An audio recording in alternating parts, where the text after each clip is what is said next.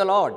యేసుక్రీస్తు దివ్యనామంలో మీ అందరికీ నా హృదయపూర్వక వందనాలను తెలియజేస్తున్నాను. దేవుని బిడ్డలారా, దేవునితో నడవాలని ఆశ ఉంది, ప్రార్థించాలని ఆశ ఉంది, వాక్యము ధ్యానించాలని ఆశ ఉంది. కానీ కొన్ని పరిస్థితులను బట్టి దైవజనుడ ముందుకు అడుగులు వేయలేకపోతున్నావు అని నీ జీవితంలో ఒకవేళ జవాబిచ్చేవాడుగా ఉన్నావా?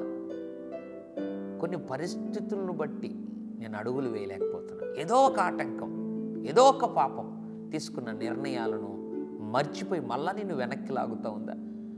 గలిలయ సముద్ర తీరంలో యేసుప్రభు నడుస్తున్నప్పుడు సముద్రంలో అప్పటికే జాలురులైన తన శిష్యులు చేపలు పడుతున్నప్పుడు యేసుప్రభు వారిని పిలవగా వారు చేసిన ఒక అద్భుతమైన కార్యం. మార్కు సువార్త 1వ అధ్యాయం 18వ వచనం.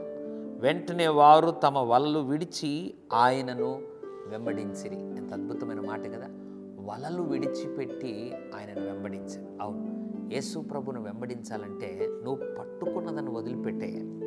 ఏదైతే అడ్డుగా, ఆటంకంగా, అవరోధంగా ఉందో వాటిని విడిచిపెట్టే. ప్రార్థనకు ఆటంకంగా ఏముంది? వాక్యము చదవకుండా ఆటంకంగా ఏముంది? నీ సమయం అంతా నీ ఫోన్లో గడుపుతున్నావా? నీ ఫోన్ అంతా లోక సంబంధమైన వాటితో నింపుకొని వాటి మీద నీ తలంపు ధ్యాస వస్తూ ఉందా? నీ సమయం అంతా వేస్ట్ చేస్తున్నావా? ఈరోజు దేవుడు చెప్తున్నాడు, ఆయనను వెంబడించడానికి నీకు ఏదైతే అడ్డుగా ఉందో వాటిని విడిచి ఆయన వెంబడించగలిగితే నువ్వు మనుషులను పట్టుజాలరులుగా ప్రభు నిన్ను చేస్తాడు. పరిశుద్ధుడా తండ్రి, నీ కొందనాలు.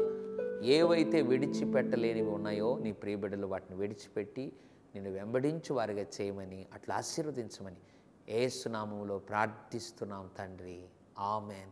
God bless you.